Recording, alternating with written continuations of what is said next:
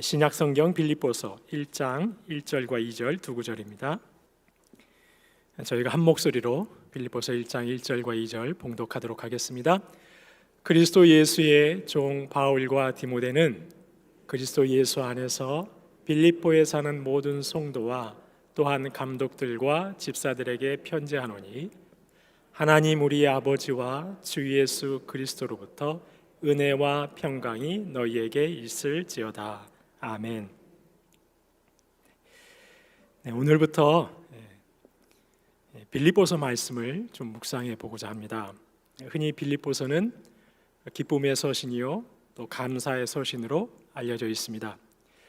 신약 성경에 나와 있는 사도 바울의 서신들 중에 가장 따뜻한 서신으로 그렇게 알려져 있습니다. 그래서 이 빌립보서 말씀을 묵상해 보면서 교회와 또 가정과 성도님들 한 분 한 분에게 우리 주님께서 주시는 기쁨과 감사가 가득하시길 소망하면서 매 주일 이 시간을 통해서 조금씩 빌립보서 말씀을 살펴보도록 하겠습니다. 오늘은 그 첫 번째 시간으로 빌립보서를 시작하면서 빌립보 교회가 어떻게 세워졌는지를 확인해 보고자 합니다. 사도행전 16장 말씀해 보시면 빌립보 교회가 어떤 과정을 통해서 설립되는지 자세하게 나와 있습니다. 바울 사도의 2차 전도 여행 중에 우리 주님께서 교회를 세우시는 것을 볼 수가 있는 것이죠. 사실 사도 바울은 1차 전도 여행을 할 때 아시아에서 주로 복음을 전했습니다. 지금의 터키 지역인 아시아의 갈라디아 지역을 중심으로 복음을 전하고 교회를 세웠습니다. 그래서 사도는 2차 전도 여행을 하면서 1차 사역 때 세워진 교회를 돌아보는 것이 좋겠다라고 생각했습니다. 저희가 사도행전 15장 36절 말씀을 함께 보시겠습니다. 저희가 한 목소리로 읽도록 하겠습니다. 며칠 후에 바울이 바나바라도 말하되 우리가 주의 말씀을 전한 각 성으로 다시 가서 형제들이 어떠한가 방문하자. 1차 전도 여행에서 세웠던 교회들을 다시 방문하자고 바나바에게 제안한 것입니다. 이제 막 예수를 믿기 시작한 우리 형제들이 잘 신앙생활을 하고 있는지 재방문하자는 것이죠. 다시 찾아가서 교회들을 복음 위에 더욱 굳건하게 세우는 것이 교회를 위해 유익한 것이겠다고 생각한 것입니다. 무척 합리적이고 아주 타당한 생각인 것이죠. 그래서 사도는 2차 전도 여행지를 1차 때와 마찬가지로 지금의 터키 지역인 아시아 쪽으로 삼았던 겁니다. 그런데 사도행전 16장 6절 말씀 보시기 바랍니다. 성령이 아시아에서 말씀을 전하지 못하게 하시거늘. 사도는 아주 선한 의도와 나름 아주 합리적인 생각을 가지고 계획을 세웠는데 성령께서 그의 생각에 반대하셨습니다. 하나님의 뜻은 달랐던 것이죠.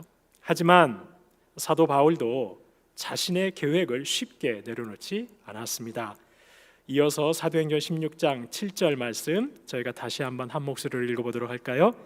무시아 앞에 이르러 비두니아로 가고자 애쓰되 예수의 영이 허락하지 아니하시는지라. 사도는 계속 자신의 계획대로 아시아에서 복음 전하기 위해 애썼습니다. 기어이 자신의 생각을 이루려고 애를 쓴 것이죠. 하지만 예수의 영은 허락하지 않았습니다. 바울이 이렇게 자신의 고집을 꺾자 하나님께서 어떻게 하셨습니까? 밤에 환상을 보이셨습니다. 마게도니아 사람이 나타나서 건너와서 우리를 도우라 그렇게 말했죠. 그 환상을 보고 나서야 바울은 이렇게 합니다. 사도행전 16장 10절 말씀 저희가 한 목소리로 다시 한번 보겠습니다. 바울이 그 환상을 보았을 때 우리가 곧 마게도냐로 떠나기를 힘쓰니 이는 하나님이 저 사람들에게 복음을 전하라고 우리를 부르신 줄로 인정함이로라. 환상을 본 사도는 그제서야 자신의 생각을 내려놓고 하나님의 뜻을 인정하기 시작한 것입니다. 그런데 여기서 인정함이로라, 인정했다라는 이 우리말로 번역된 헬라어 단어는 쉰비바조라는 단어라고 하는데요, 이 뜻의 본래 뜻이 무엇이냐면 설득당했다라는 뜻이라고 합니다. 두 개의 의견이 아주 극렬하게 대립하는데 결국에는 한쪽 의견에 설득당했다, 그런 의미라는 것이죠. 자신의 계획대로 하려고 애쓰고 계속해서 고집을 부리던 사도가 결국은 성령 앞에서 설득당한 것입니다. 주님 뜻에 순복한 것이죠. 성도님 여러분, 사도는 지금 아주 순순히 하나님 앞에 순종한 것이 아닙니다. 버티고 버티다가 결국에서야 자기의 계획을 내려놓았습니다. 사도가 어떤 사람입니까? 그리스도 예수 외에 모든 것을 다 배설물로 여겼던 사람입니다. 그런데 그런 사도조차도 여전히 하나님 앞에서 자신의 고집을 부리고 말았던 것이죠. 자신의 생각을 꺾이지 않았던 것입니다. 그렇다면 성도님 여러분, 혹시 저희도 주님의 일을 한다고 하면서 저희의 생각과 계획대로 하려고 애쓰고 있는 것은 아닐까요? 말로는 주님 뜻대로 순종하겠다고 하지만 어떻게든 나의 계획대로 나의 생각대로 하려고 애쓰고 계시지는 않으십니까? 부디 저와 여러분이 무엇을 하기에 앞서서 먼저 주님 앞에 철저히 순복하실 수 있기를 바랍니다. 성령의 인도하심 앞에 내 모든 생각일랑은 잠시 내려놓고 온전히 순종하실 수 있는 저와 여러분 되실 수 있기를 주님의 이름으로 축원합니다. 이렇게 어렵게, 아주 어렵게 하나님의 뜻에 순종한 사도는 그 길로 배를 타고 마게도냐 지경으로 건너갔습니다. 빌립보에 도착했습니다. 드디어 성령님의 뜻에 따라 유럽으로 들어간 것입니다. 그렇다면 이제 이렇게 하나님께 순종했으니 하나님께서 도와주셔서 일이 착착 진행되어야겠지요. 하나님의 뜻대로 설득하시고 사도를 이끌어 오셨으니까 이제 하나님께서 모든 것을 순리대로 준비해 주셔야 마땅하지 않겠느냐는 것입니다. 그런데 꼭 그런 것만은 아니었습니다. 빌립보에 당도한 사도는 어떤 상황에 처하게 되었습니까? 빌립보에 도착해 보니까 회당이 없었습니다. 그는 늘 하던 대로 빌립보에서도 먼저 유대인들이 모이는 회당을 찾았습니다. 사실 회당은 사도가 낯선 땅에서 같은 민족인 유대인들을 만날 수 있는 곳이었습니다. 회당은 이방 땅에서 살아가는 유대인들이 서로 간의 하나됨을 확인하는 공간이었습니다.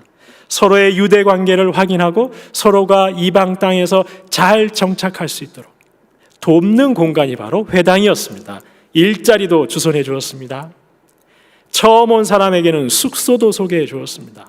마치 외국에 나간 우리나라 사람들이 교회나 한인 공동체를 찾아가서 이런저런 도움을 받듯이 사도는 늘 먼저 회당을 찾아가서 도움을 받았던 것입니다. 더구나 천막 짓는 일을 하는 사도로서는 직장도 소개받을 수 있으니까 먼저 회당을 찾아가는 것은 아주 당연한 수순이었습니다. 뿐만 아닙니다.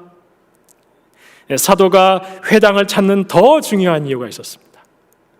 그것은 복음을 먼저 유대인들에게 전하기 위함이었습니다. 바울은 주님께서 자신을 이방인의 사도로 불러주셨다는 사명을 가지고 있었습니다. 하지만 그는 늘 복음은 먼저는 유대인에게요, 그 다음에 헬라인에게 전해지는 것이라고 믿고 있었습니다. 그래서 이방 땅에 가서도 항상 먼저 회당을 찾았던 것입니다. 그런데 빌립보의 상황이 어떠했습니까? 회당이 없었습니다. 최소 유대인 남자 10명만 있으면 회당을 세우고 모임을 가질 수 있었습니다. 하지만 빌립보에는 그 정도 수의 유대인들도 살고 있지 않았던 것입니다. 자신의 생각은 내려놓고 하나님 뜻에 따랐기에 하나님께서 예배해 놓으시면 더없이 좋았을 텐데 회당이 없었습니다. 사역은 둘째치고 일자리와 숙소조차 얻기 힘든 처지가 되고 만 것이죠. 회당이 없는 빌립보 사도는 아주 막막했을 것입니다. 그런데 성도님 여러분, 우리 하나님 어떤 하나님이십니까? 이 모든 과정이 지금 누구의 계획하심 아래에 있는 것입니까? 네, 그렇습니다. 바로 하나님의 계획하심 아래에 있었습니다. 하나님의 인도하심 아래에 있었습니다. 하나님께서는 따로 예비해 놓으신 계획이 있었습니다. 회당이 아니라. 이번에는 전혀 다른 방법을 가지고 사도를 맞이하고 계셨습니다. 어떻게 하셨습니까? 한 사람을 만나게 하셨습니다. 바로 그 유명한 루디아를 만나게 하셨습니다. 당시 사치품이던 자줏빛 옷감을 판매하는 여인 루디아, 상당한 재력을 가지고 있던 루디아, 그녀를 만나게 하셨습니다. 사도는 그녀에게 복음을 전합니다. 사도가 루디아에게 복음을 전할 때 우리 주님 어떻게 역사하셨습니까? 사도행전 16장 14절 말씀 저희가 다시 한번 한 목소리로 읽도록 하겠습니다. 두아디라 시에 있는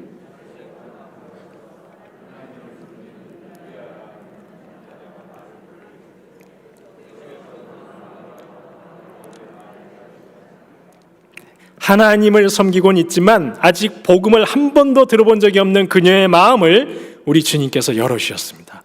듣고 믿게 하셨습니다. 빌립보의 첫 회심자가 되게 하신 것이죠. 루디아뿐 아니라 그 집이 다 세례를 받았습니다. 그리고 루디아는 머물 곳 없는 사도를 강권하여서 자신의 집에 머물게 했습니다. 하나님께서는 유력한 루디아를 예비해 두셨던 것이죠. 회당은 없었지만 숙소 문제도 해결되게 하여 주시고 든든한 후원자도 얻게 하셨던 것입니다. 이사야서 55장 8절 9절 말씀 저희가 한 목소리를 읽겠습니다. 이는 내 생각이 너희의 생각과 다르며 내 길은 너희의 길과 다름이니라. 여호와의 말씀이니라. 이는 하늘이 땅보다 높음같이 내 길은 너희의 길보다 높으며 내 생각은 너희의 생각보다 높음이니라. 성도 여러분, 하나님께서는 저희를 향한 기가 막힌 계획을 가지신 하나님이신 줄로 믿으시기 바랍니다. 그래서 때로 저희가 막막한 처지에 떨어지더라도, 좌절할 수 없는 것이죠. 길이 막히더라도 주저앉을 때가 아닌 것입니다. 우리 하나님께서는 이전과 또 다른 방법으로, 아니 이전보다 더 좋은 것들을 예배해 놓으시는 하나님이신 줄로 믿으시는 저와 여러분 되시길 주의 이름으로 축원합니다. 이렇게 하나님께서는 사도를 더 좋은 길로 인도해 주셨습니다. 이제 사도는 안정적으로 복음을 전할 수 있게 되었습니다. 든든한 후원자와 함께 복음 전하는 것에 전념할 수 있게 되었습니다. 그런데 상황이 좀 이상하게 흘러가죠.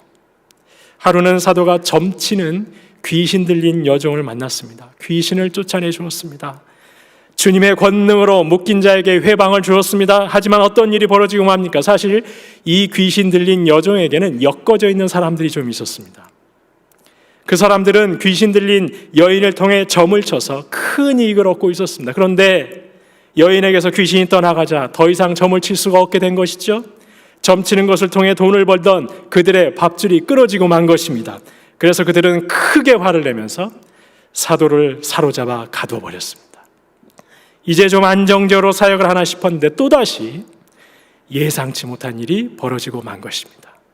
그것도 주님의 이름으로, 주님의 권능으로 귀신을 쫓아내는 사역을 했을 뿐인데 붙잡혀서 갇히는 신세가 되고 만 것입니다. 또 한 번 낙심할 수밖에 없는 상황인 것이죠. 그런데 이번에도 우리 하나님께서는 저희가 생각지도 못한 방법으로 역사하셨습니다. 큰 지진이 나서 옥터가 움직이고 사도가 자유의 몸 되게 하셨습니다. 이뿐이 아닙니다. 옥문들이 열린 것을 보고 낙심하여서 자결하려던 간수에게 복음을 전해 믿게 하셨습니다. 그날 밤 간수와 그의 온 가족이 세례를 받았습니다. 루디아에 이어서 간수까지 회심하면서 이제 빌립보 교회는 적어도 이 두 가정을 통해서 든든하게 세워져 갈 수 있게 되었던 것입니다. 성도 여러분, 이것이 바로 하나님께 순종하는 자들을 통해서 교회를 세워가시는 하나님의 역사인 줄로 믿습니다. 분명한 하나님의 뜻에 순종했음에도 당장은 고난이 있을 수 있습니다. 어려움이 찾아올 수 있는 것이죠. 회당도 없고 막막했습니다. 주님의 이름으로 일했는데 주님의 권능이 나타났는데 오히려 붙잡히고 갇히는 신세가 되고 말았습니다. 그런데 결국은 어떻게 되었습니까? 우리 주님 친히 일하셨습니다.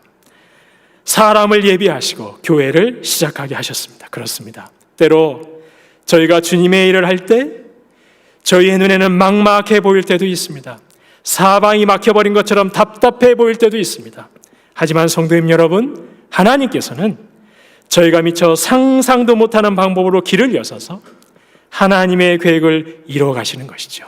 하나님이 역사하십니다. 따라서 성도인 저희가 해야 할 일은 바울 사도처럼 그저 주님의 뒤를 묵묵히 따르는 것입니다. 각자의 사명에 충성을 다하는 것입니다. 그렇게 할 때 빌립보 교회가 세워져 가는 것처럼 교회는 세워져 가고 저희의 인생도 주 안에서 든든하게 세워져 가는 줄로 믿으시는 저와 여러분 되시길 주의 이름으로 축원합니다. 이렇게 빌립보 교회는 우리 주님께서 세워가셨습니다. 하나님께서 일하셨습니다. 사도 바울의 사역도 빌립보 교회도 온전히 주님의 손에 붙들려 있었습니다. 그래서 사도는 오늘 본문 1절에서 빌립보 교회 자신을 소개하면서 이렇게 소개하는 것이죠. 그리스도 예수의 종 바울과 디모데는 그리스도의 예수의 종이라고 자신을 소개하고 있습니다. 성도님 여러분, 우리말에도 종을 나타내는 여러 가지 표현들이 있습니다. 종이라고, 또 노예라고, 하인이라고, 머슴이라고 의미가 조금씩 다른 다양한 표현들이 있습니다.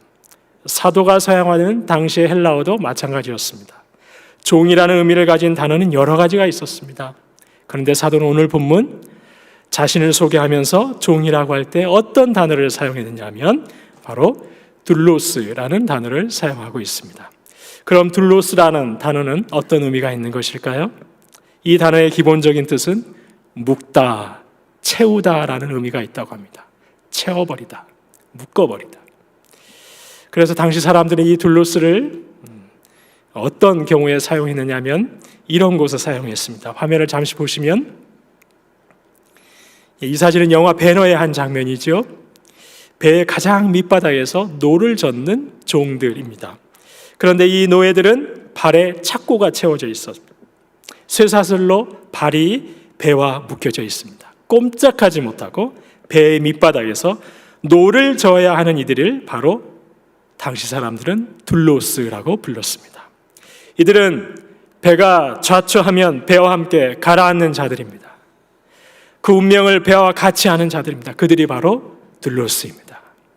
유사시에 그저 배와 함께 수장되는 자들입니다. 사도는 자신이 바로 그런 둘로스라고 합니다. 그런데 누구의 둘로스입니까? 예수의 둘로스입니다. 예수에게 묶여 있습니다. 예수님과 한 운명이라는 것이죠.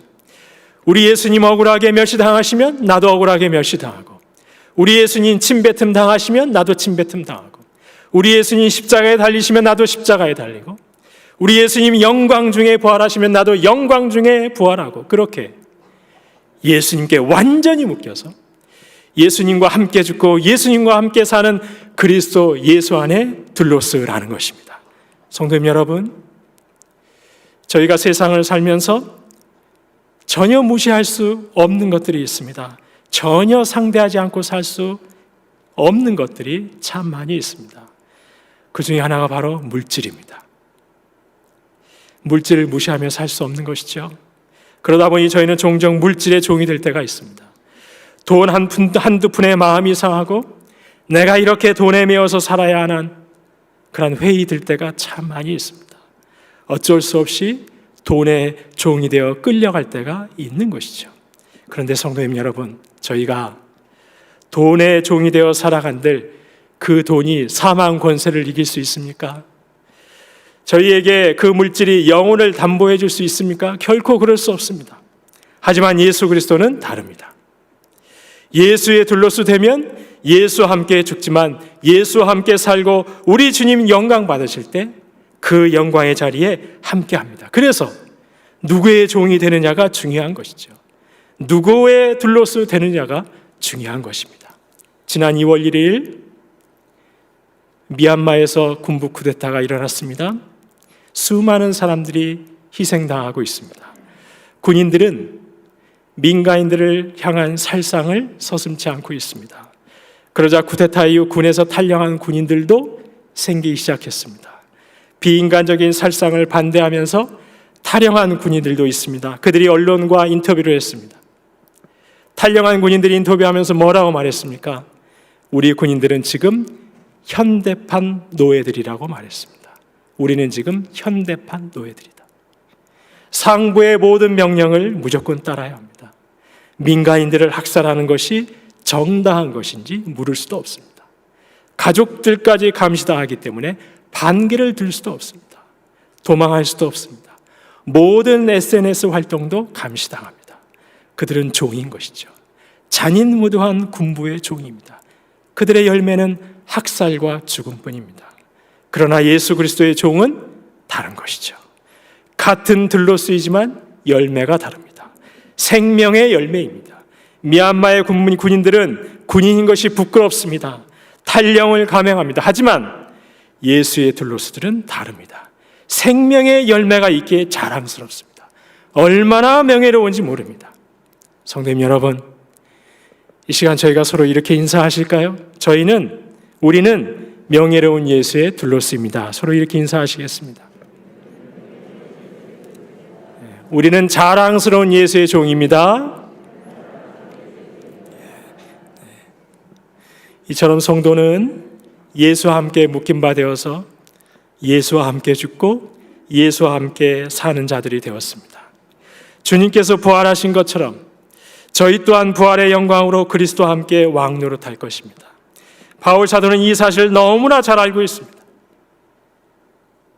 주님의 둘로스 되어서 능력의 주에게 딱 묶여서 날마다 부활의 영광으로 함께하고 있었습니다. 그래서 그는 환난 중에도 평안했던 것이죠.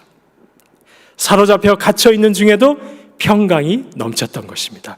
그래서 사도는 자신이 누리고 있는 은혜와 평강으로 빌립보 교회를 축복합니다. 2절 말씀 보시겠습니다. 하나님 우리 아버지와 주 예수 그리스도로부터 은혜와 평강이 너희에게 있을지어다. 성도님 여러분, 사도는 항상 교회들에 보내는 자신의 서신에서 은혜와 평강이 너에게 있을지어다라고 축복합니다.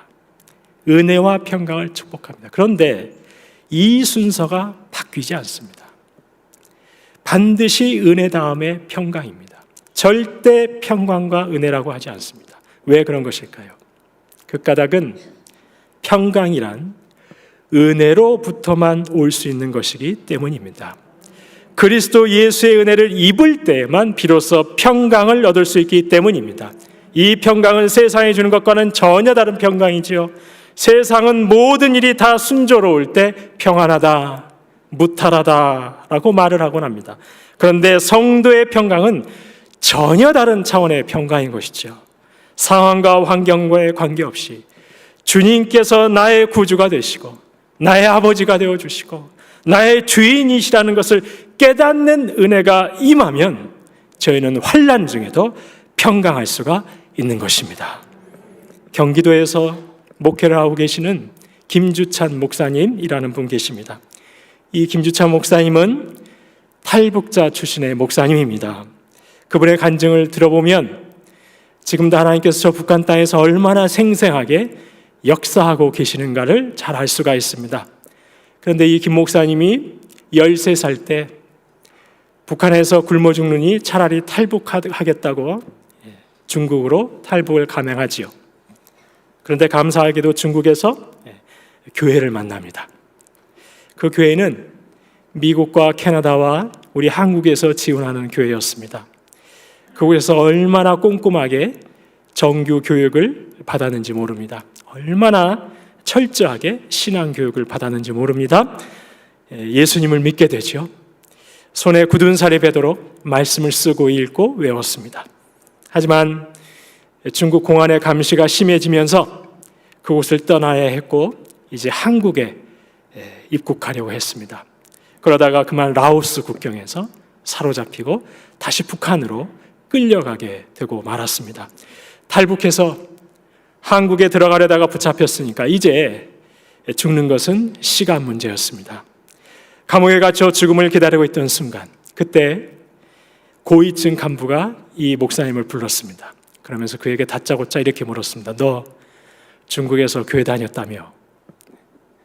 그 목사님은 이제 이렇게 죽는구나 싶었습니다. 그래서 아니라고, 무조건 아니라고 잡아댔습니다. 그러자 그 간부가 아주 부드럽게 이렇게 말했습니다. 괜찮다고. 내가 사실은 요즘에 성경을 읽고 있는데 성경을 읽다가 너무 궁금한 게 많다고. 너 중국에서 교회 다녔다고 내가 들었는데 내가 궁금한 것 좀 가르쳐 달라고 그렇게 말하더라는 것이죠. 그러면서 먹을 것 갖다 주고 입을 것 갖다 주면서, 그래서 그 간부와 함께 감옥 안에서 1:1 성경 공부를 했다는 겁니다. 그런데 그 간부가 하는 말이, 내가 정말 궁금한 것이 하나 있는데 왜 예수쟁이들은 공개 처형 당하면서도 전혀 두려워하지 않느냐고, 어떻게 그렇게 평안할 수 있느냐고, 어떻게 그럴 수 있느냐고 묻더라는 것이죠. 도대체 기독교가 뭐길래, 도대체 성경에 뭐라고 쓰여 있길래 예수쟁이들은 죽음 앞에서도 그렇게 평안할 수 있느냐라고 묻더라는 것입니다. 그렇습니다. 예수 믿는 성도가 고난과 핍박 앞에서도 평강이 넘칠 수 있는 이유는 오직 하나입니다. 예수님이 나의 아버지가 되어주시고 나의 주인이 되어주시기 때문입니다. 내가 그 은혜를 알아버렸기 때문인 것이죠. 내가 주님의 둘로 쓰이기 때문인 것입니다. 성도님 여러분, 우리 주님께서는 십자가 대속의 은혜로 저희를 예수 안에 둘로스로 삼아 주셨습니다. 주와 함께 죽고 주와 함께 살고 아버지 되어주시고 주인 되어주시고 아무 자격 없는 저희에게 은혜를 주셨습니다. 그래서 저희에게는 그 은혜로 인한 평강이 넘치는 것이지요. 어떤 상황에서도 세상이 모르는 평안, 세상은 알 수 없는 평안, 주님께서 주시는 평강으로 살아가고 있는 것입니다. 성도님 여러분, 말씀을 정리해 보겠습니다. 교회도 저희의 인생도 주님 잘 따라왔다고 따라왔는데, 주님 그래도 잘 믿었다고 믿어왔는데 막힐 때가 있습니다. 막막할 때가 있습니다. 갇혀버린 듯 답답할 때가 있습니다. 하지만 성도님 여러분, 하나님께서는 저희가 미처 생각지도 못한 방법으로, 이전과는 전혀 다른 방법으로 길을 여시고 인도해 가시는 하나님이신 줄로 믿으시는 저와 여러분 되시길 소망합니다. 그렇게 빌립보 교회를 세우신 주님께서는 새순교회도 든든하게 세워가실 것입니다. 사도 바울의 발걸음을 인도해 가신 것처럼 저희의 발걸음도 인도해 가실 것입니다. 저희는 예수의 들로 쓰입니다. 주님께서 그 능하고 강하신 팔로 저희를 꽉 붙들어 매주고 계십니다. 이제 저희는 주님과 함께 기꺼이 주님의 남은 고난에 동참할 것입니다. 그리고 주님과 함께 다시 일어설 것입니다. 주님과 함께 영광의 보좌에 앉을 것입니다. 그러니 어떤 시련 앞에서도, 어떤 환난 앞에서도 하늘로부터 오는 평강으로 미소 잃지 않으시고 승리하시는 저와 여러분 다 되시기를 주님의 이름으로 축원합니다. 시간 찬송가 413장 내 평생에 가는 길 함께 찬양하시고 기도하겠습니다.